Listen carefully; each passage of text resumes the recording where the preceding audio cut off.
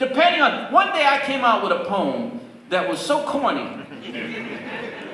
I wanted to be like them. I wanted to be like Abiodun. I wanted to be like David Nelson. Faces in the forest. And I said, check this out. I said, in the forest, faces follow, follow. Abiodun went like this. I told Felipe, I said, Felipe, we are in Harlem. I said, that's some shit for Cuba. So Not even that, for the Canadian I said, we got gangs here, brother. As if I didn't know. Felipe heard what I said, and he went back into his mental workshop, and he produced a piece called Hey Now. Hey Now. Where the gangs coming together to fuck up the cops. And the poem was so fierce, we were on stage doing it like you could see the fire coming off the stage. But the one thing I will say about this brother, he's one of the most brilliant brothers I've ever known. You brothers beckon from an era, as New Yorkers especially, when you look at the signs and look at the name of buildings and y'all can identify. Yes, we can. Who this street was named after, who named this building, That's right. even down to the fact that it's a lost art or whatever, lost knowledge that so many New Yorkers don't even identify any of these names, but a name we should identify with is the beginnings at Marcus Garvey Park. That's right. It ain't just a place named Marcus Garvey Park. But Chuck, it's not only that. Harlemites should understand this. Afro-Cuban jazz started in Harlem. Dizzy Gillespie met Chano Pozo, a conga player, and I was just with some of the finest conga players in the world. We're doing a memorial for Jerry Gonzalez and the Fort Apache Band at St. Mark's on November 12th, by the way. And I'm sitting there talking to the finest conga players and trombone players in the world, and we were talking about how incredibly diverse Harlem was at that time. There were Cubans here all over the place. 114th Street and 7th Avenue is a church now, but it used to be called La Milagrosa. All the Cubans went there. All of the cats who came here, Mongo, Chano Pozo, Francisco Aguabella, Armando Perez, all of them were here. Dizzy told me backstage in Lincoln Center, he said, when I heard Chano Pozo, my life was changed. Understand that if we're talking about Africa, and this is where the last poet's influence affected me, if we're talking about Africa, it cannot be continental. We have the habit here in this country of making black from California to New York. Are you serious? No. We got bloods all over the world. 6 million went to Brazil. If you want to see Africa, go to Cuba. How do you think they won that revolution? They told the blacks from Oriente Province, Oyewole, fight with us and you'll be free. That's all they had to hear. They beat those white boys seriously. The same thing happened with Antonio Joseph. All I'm saying is this. When I walked into the last post, and this is why I love Abiodun and love David Nelson and Kane, they didn't even blink when I said my name was Felipe Luciano. They didn't even blink. Their thing was, can you spit? Can you take care of business? And after Hey Now, I wrote another poem called Hibaro My Pretty Nigga, and that was it. It was over. We went around the country taking care of business. Now, in those days, Harlem from Madison Avenue, listen to me carefully, family. Madison Avenue was Olatunji, and a big center where the Harlem Children's Zone is now, that was Olatunji, from Nigeria, one of the master drummers. Matter of fact, we used to actually, whenever the Last Poets had a major event, we'd have to rent chairs. That's right. And Amy, Olatunji's wife, is from Mississippi. Yes, she is. And she's a capitalist. Yes, definitely. And because back in 1968, she charged us $1 a chair. Check that out. And that was a lot of money because we always got about 100 chairs. So she knew that that was going to be $100. So I was with her and Amita Baraka some years ago, and I was driving from Jersey into Harlem. I looked in the rearview mirror and I said, Amy, I got a beef with you. I said, you know, back in the day when we had our events at the East Wing, that was the name of our spot. You charged us $1 a chair. And that was kind of high. She said, baby, we live in the capitalist world. You just have to deal with that. I said, damn, she ain't even apologetic. No. Most capitalists aren't. But we we had a connection, and I'm gonna tell you something, when I think about Olatunji, I have to also think about his son. He had a son named Kwame. Yes. I remember him. And his son Kwame went to Beautiful Harvard. cat. Beautiful cat. And he was a super swimmer. Matter of fact, he was on the swim team. And I still think that his death was not accidental, because Olatunji had land in Nigeria, and he went home, and he ended up drowning in the sea. And I always thought about that, because Kwame was a real brother, and he understood what time it was. He was a brother with feeling, with passion, and love for black folks. And there's some Nigerians, you know, I had a student one time when I was trying to tell folks where most of us came from, and they were guessing Kenya and Angola and so forth. I said, nah. So I wrote on the board, Nigeria. And one of the kids said, I know that country, brother dude. I said, well, what is it? He said, that's niggeria. So I said, you know what? You're probably right. Because every time I hear you talking to somebody, you say, my nigga this, my nigga that. I say, yeah, you right. And I said, plus, it had to take some niggas to put us on the boat to come over here. So that's probably very true. But the reality is that Olatunji brought, now if you don't have the album, and since you all got them gadgets, and you all got Alexis, Drums of Passion, and all that kind of stuff, Drums of Passion is something to get. Where do you think Santana got Jingle Bop from? Hey. Well, this is what I'm saying. Like, you get the sense, you guys form, you know, a togetherness at Marcus Garvey Park. Right. Obviously, they got people hovering around saying, how do we capture these sounds on records? How did that come about? Well, in the beginning... Well, let me just start there, because there's something that happened before. We had, as our leader, a guy named Guyland Kane. Right.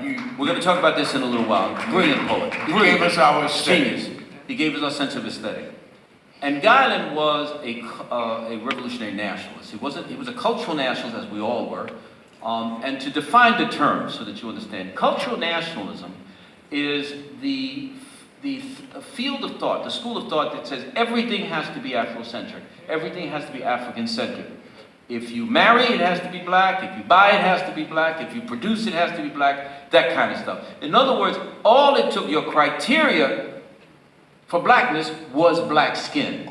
Okay? Revolutionary nationalism was, yes, we are black, but we better start looking, skin folk ain't always kin folk. Yeah. And so revolutionary nationalism was, we will apply the criteria of melanin, but it has to be applied to a Marxist ideology. It has to have a class struggle attached to it. Yeah.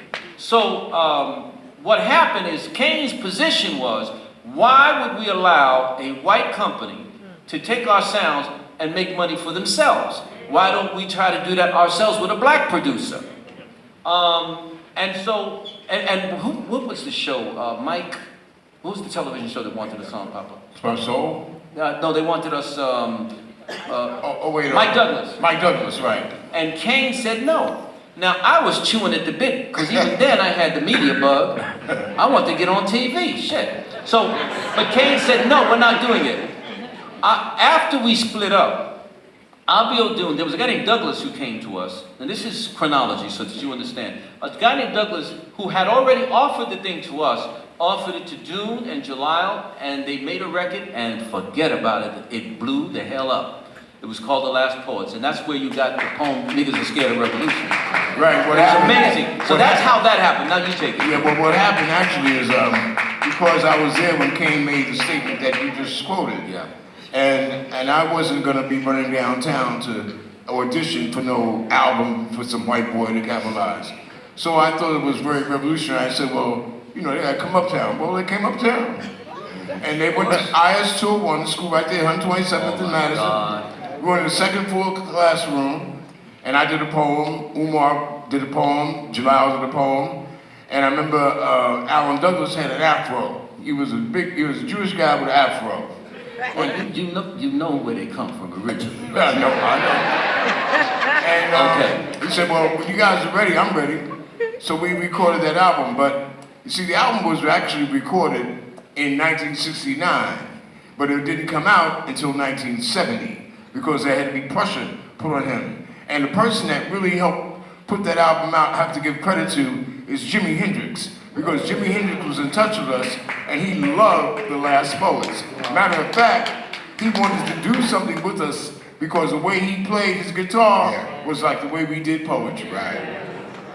It was a connection, a big time connection. It was an incredible time, but just to end this metaphor, and I think it's important now. I just came back from Chicago. Chuck D was there. Folks, the coalition that existed in the 60s and into the 70s was such that it produced the Black Panther Party and the Young Lords. Do you understand what I'm saying? It produced an incredible phalanx of black and brown revolutionaries who were willing to put their lives on the line for their children. And something has happened here where we've isolated ourselves. That little junk box that we have probably helped. But there's something about us where we have separated. We cannot afford to do that anymore. We can't. If we are going to, and we are going to rule, trust me, it's not just Obama. We're going to rule America. No doubt about it. They're going to try to start a civil war here. Trust me. Fascism is right on the horizon. It's right there.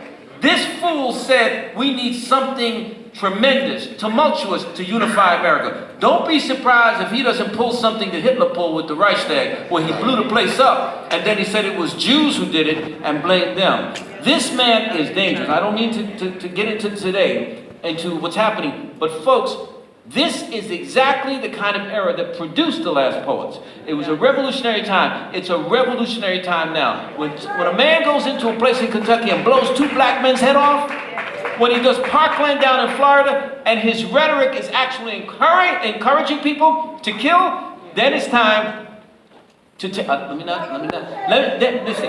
Rap Brown used to say, arm yourself or harm yourself. Think about this. I know that we think that it can't happen here. Bullshit. America can turn fascist tomorrow. And we'll be talking, putting out our lips, man, we should have gotten together with Puerto Rico. It's too late. We better get this together now, because those projects that you see are perfect prisons. Those projects that you see across, there are 500,000 tenants in those places, and they're not politicized. And we're not doing it. So old school better get it together. I see it. I'm giving you the prophetic word, not that I'm a prophet, but I know what's happening in this country. They are going to do their best to prod you into reaction so they can declare martial law. I'm telling you, this is serious. And when they start arresting artists like Chuck D and Abiodun and me, they're going to have a hard time finding me. But my thing is this. In South America, this is why it's important for us to understand what's happening in South America and the Caribbean. They're busting artists. They're busting journalists. It's no mistake. The new warriors are journalists. And in Chile, they had a guy named, I forget his name. This guy was Victor Jara. Victor Jara. And what they did is they busted him, put him in a stadium with all of the other leftists that they considered revolutionary, and they put him in and he started playing his guitar, and they cut off his hands. He kept on singing, so they cut out his tongue. You think this is not possible here? You think that of course it is. Right now in Brazil, they have a right-wing guy. Unless you forgot, Brazil used to have a right-wing dictatorship that was horrible. In Argentina, we lost 22,000 people on desaparecidos. We still don't know where they are. Folks, this is a dangerous time. I have dreams, and I wake up like this. My son has to say, "You're screaming." I know what's happening here. And we're sitting around fucking around and thinking that it can't happen. Planes keep playing, cars keep firing. This is a dangerous situation when you have 15,000 troops going to the southern border. 5,000. More troops than they put in Afghanistan. And Latinos around popping there. I get mad at Puerto Rico. Esos son los mexicanos, no te apures. Are you out of your damn mind? Those are Mexicans, fool? Yeah. The difference, and now he's saying, check this out, family. Now he's saying that if your mother or father was born in a different country, you are not American. Jamaican, Trini, For real. Guyanese. I mean, all the Nigerians that I know, listen, this is serious. He wants a white country. Cubans. He wants to be Hitler. He's destroyed every foundation for democracy in this country, including the press. The intelligence community, and I'm not a fan of the FBI because I know what they did to rap. Yeah. I know what they did. But at this point, he's destroyed every scintilla of credibility in intelligence, executive branch. He already has the judicial branch with Kavanaugh, and the Congress. Folks, what happens when someone controls all of the branches of government? You lose confidence, and all you have to do is come to him. He's waiting for that. He wants to be Putin. He wants to be Kim Jong-un. That's what he wants. He's Hitler all over again. And either we get it together to our poetry, and it all starts with art. There's no revolution that doesn't start without art. It's all preceded by art. And let me tell you something about our little colored preachers we got. Some speak Spanish, some don't. They're full of shit. The Pentecostals, evangelical Christians, the Latinos have all voted for Trump. Yes. There's something about my people that says, mira, aunque, okay, está bien, pero Dios lo puso ahí. God put him there. God put him where? If God put him there, man can take him out. And God is not going to have a problem with it. Folks, this is serious. And I hate to wax long on this, but I think tomorrow is important. But I think tomorrow and tomorrow and tomorrow and tomorrow is even more important. In Guatemala right now, and I'll finish with this, Guatemala and Honduras, those people are coming to this country for fear for their lives. Let me tell you something. When a mother is approached in El Salvador, and the reason for the crisis in El Salvador is the war in Nicaragua that we fought and brought drugs through there. So El Salvador became what they call a corridor for drugs, for cocaine. Now what happens is if I'm MS-13 and I'm 13 years of age, I come to your door, knock on your door, check this, Chuck. I want your son and your daughter. What? No. La hija o el hijo. Now, either you give them up or you get killed on the spot. You know what mothers have told me? I'd rather have my child taken away and live here in this country. Let them separate us. Than have my child killed by gangs in El Salvador. Guatemala, they're killing people left and right. Folks, please read the news. Please be aware that the next battleground is South America and the Caribbean. It's serious. And please understand that our treatment of Cuba is unconscionable. Yes. It's unconscionable. Yes. And that's why they want us to watch what happens with Venezuela. Watch what happens. They're going to try to get the Colombian army to invade. And guess how many brothers from here are going to be sent over there to fight? So I leave you with that. It's coming. What are you going to do? And I'd like to add one thing. What Felipe gave me was some very important facts, and I hope you remember and think about seriously. But I'd like to bring it home. We still have some folks with issues with each other. And that hurts. It hurts my heart. We are still throwing stones at each other. We've got to stop that, y'all. Love is a weapon that we can use. And I'm telling you, the Trump character might be a devil, but I ain't never heard of a devil beating God. And we are God's people. I wrote in a poem just the other day, my son reminded me, we are gods disguised as humans to bring heaven on earth. And the truth of the matter is, that's exactly who we are. I was at a funeral today of a brother who ain't nothing but a God. His name was Zachary Husser, a bad brother, a pillar, a resourceful brother who would reach out and help anyone who needed help. We have got to be about that. We have got to show an undying love for each other. And when I say each other, I'm talking about those that are willing and strong enough to be human, goddammit. And it ain't got nothing to do with your color. It's about humanity. Humanity is under attack. We gotta stop a whole lot of bullshit with this color trip. We have to deal with reality. We have a man that wants to control the world because he's got a little dick and he's got a problem. That's what it is. Freud said that. Either you fucking or fighting. That's what Freud said. And by the way, to add to that, folks, you see these children on these streets that go around screaming and talking on the subways. Oh, geez, there should be something in your heart that says that's my child. That is my child. I stop cats on the street every day. Yeah, man, well, I'm not going to fuck them up because you heroes. Yes, but you shouldn't fuck them up anyway. What is wrong with you? I've been to the joint. These boys do not understand consequences. Right. They will kill somebody and do 10 to 20 without even thinking about it. And then you see them on the news. They start laughing as they're going. When I was a reporter and I saw a guy doing a perp walk and he was laughing, I'd kick him. I'd kick him. And all the press goes, why are you kicking him? I said, because I want to save his life. Someone's watching that. And when they see him, they're going to give him 20 years to life because he was smiling. Once we lose the sanctity of life, as Abiodun is saying, once we lose it, once one of our nappy-headed children goes crazy and decides that he wants to talk. I saw a little Puerto Rican kid the other day telling his mother, "Déjame quieto," and hitting his mother. Mm-hmm. Now, those of you who know Puerto Ricans or are Puerto Ricans know that shit can't happen in our households. My mother said with South Carolinian mother said, "I brought you in here, I'll take your ass right out." She used to make me smell the belt. I know y'all don't understand this. Oye, bueno. My mother would kick my ass for GP. We'd go into 5 and 10, and she would watch me doing stuff, and I'd be holding her hand tight because I knew what she was thinking. And this little scroungy scrub muffin would start acting up with his mother, and his mother would say, "Daryl, stop it." And then she would smack me. I said, "Mama, I'm not doing that." And she said, "Just in case." Just in case.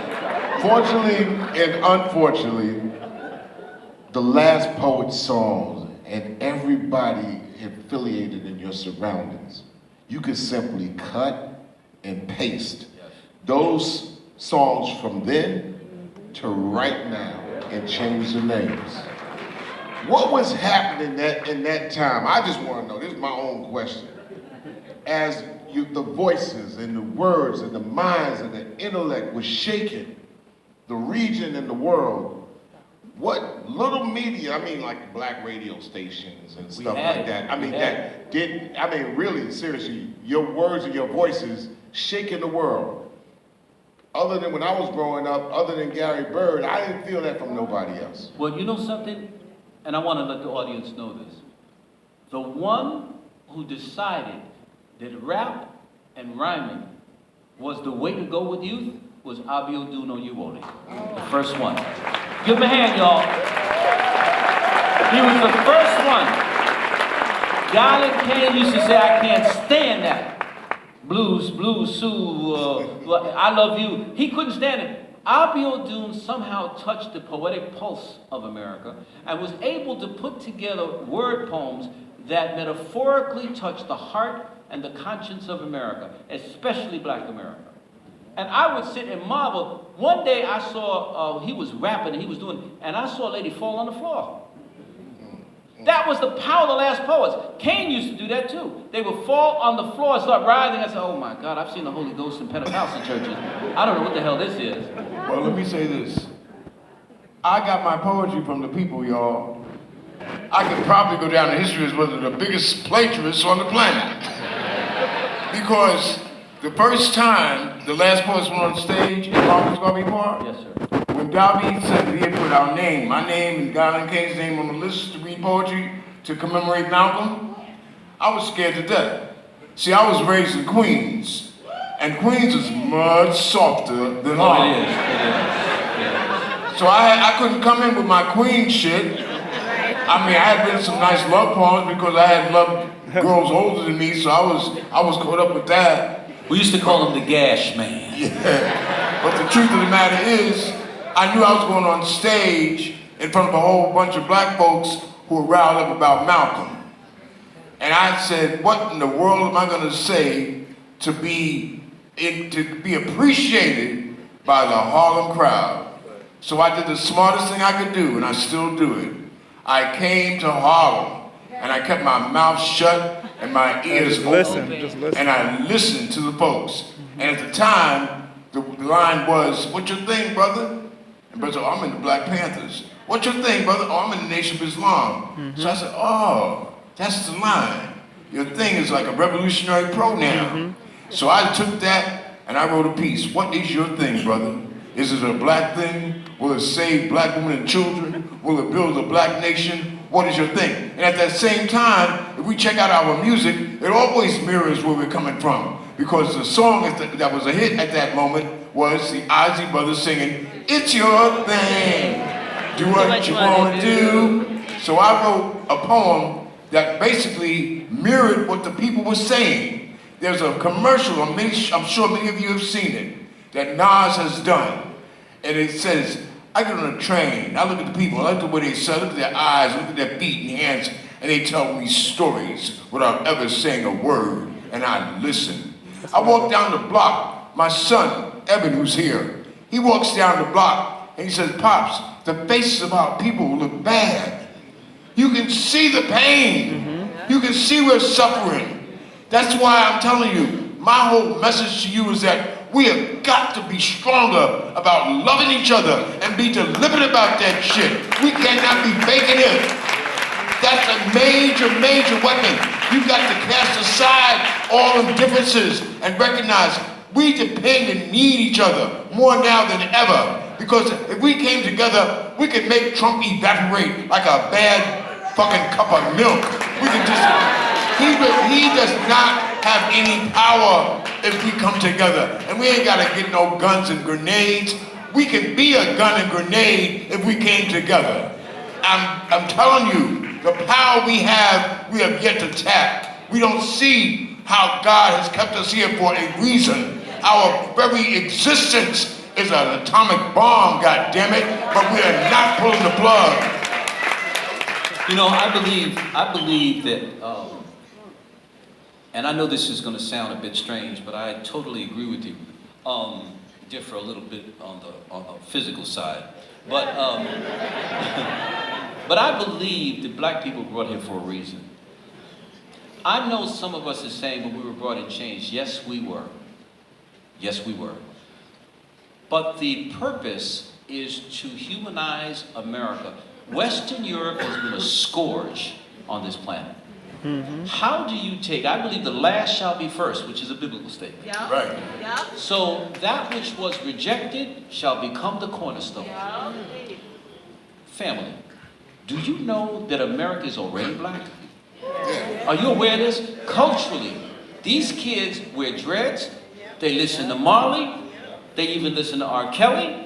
I mean, they are into what we do.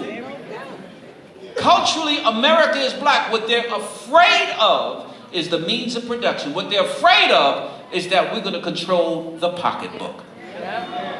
Because in the end, under the sort of democracy we have, look at where the money goes. Do you understand that if we begin to think, as Abiodun is saying, to love each other and to invest in each other, do you know that teams would be black? I can't believe it. You know how many Dominicans and Puerto Ricans, Chuck, are in baseball? That's right. Do we own a fucking team? No.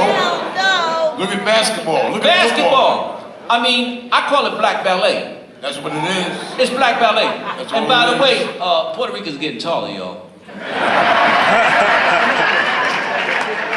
They're looking pretty now. So now all I'm saying is that once we begin to invest, once we begin to talk about macroeconomics instead of microeconomics, Puerto Ricans take note, we will have established a hegemony over this country. Now the question is, and this is where Doom's point is, with all of us here, suppose we were in charge of America. If you are not educated, if you're not informed, how are you going to handle Germany? How are you going to handle Argentina? How are you going to handle Brazil? How are you going to handle Cuba? How are you going to handle Mrs. Mulligan? How are you going to handle Mrs. Horowitz? Are you going to say, well, they treated us badly, therefore we should treat them badly? That is not love. No, it's not. And it's not politics. No. Our job is to be the kings like the pharaohs were. And compare, you know, Nigerians always pick their presidents or their chiefs based on one thing: composure. The Yoruba said, if he's not cool, we call it cool now. If he's not composed, we're not going to make him a king. And so what Abiodun is saying is absolutely correct. We've got to be prepared to rule. Obama is just the tip of the iceberg. We got young people out there who are becoming nuclear physicists, besides football players. People who are becoming astrophysicists. We got tremendous minds out there. Every time I went to Chicago and I met these kids who are on it. Chuck, they're on it. In a segregated city like Chicago. And they are militant and they're willing to move. Folks, treat your children like gold.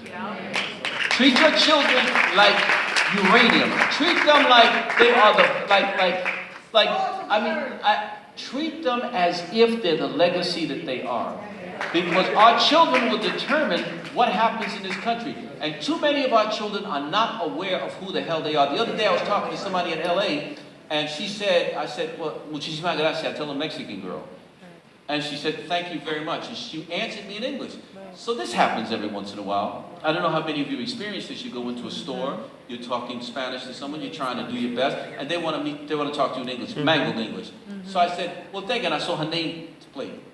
And it said, Jimenez. I said, muchísimas gracias, señora Jimenez. She said, my name is not Jimenez, my name is Jimenez. Check that shit out. Jimenez. Jimenez, pendeja. Jimenez. But when you don't know who you are, that happens. Second incident. I go into a Levi's store to buy some jeans and stuff, and I met two Mexican girls. Check this out, Chuck, Abby. I'm sitting there. I went up to the lady. I said, I think, Jesus, are you guys working? Yes, we work here. Some Mexican women, Mexican American. By the way, y'all know that most of the Latinos in this country are Mexican, right? Yeah. I know you think Puerto Ricans run the world. We don't. We think we do, but we don't. So I went in there, I said, I love coming here because I get to talk with you guys in Spanish, and because they were looking at me strange because they ain't never seen a nigga Rican. Right. So I'm sitting there, and I said, wouldn't it be wonderful if Puerto Ricans and Mexicans came together? She called the police. My business, called the police. Brother walks into the store, tall brother, and looked at me and said, what's up? I said, nothing. What are you doing here? He said, they called me. He said, what happened? And I said, brother, all I was talking about is forming a coalition with Mexicans and Puerto Rico. He said, is that all this shit is about? Walked out. They couldn't believe it. Understand how ignorance can get you killed. This city, and it has to start here, this city has the most advanced, the most politically informed, the most loving relationship between blacks and Puerto Ricans in the United States and the world. This city. And that was reflected in the culture when you tell people, young or old, all you have to do is follow the lineage of the music and you get the history by default. Absolutely. All you got to do is, as Abiodun said, look at the faces of the people. Do you know how many Natasha Jimenez's I know? Shaquana Ramirez? You know what? As he speaks, some of those names appear. I go to Rikers Island twice a week. And I'm dealing at Rose Singers, if those of you are familiar with the island. Rose Singer is a place that they have the adolescent girls. Yes. They moved many of the adolescent girls to this place called Horizon. So now I'm dealing with girls that are 19, 20, 21, and all that kind of stuff. And the only girls you're gonna see in Rikers Island are black and Puerto Rican. That's it.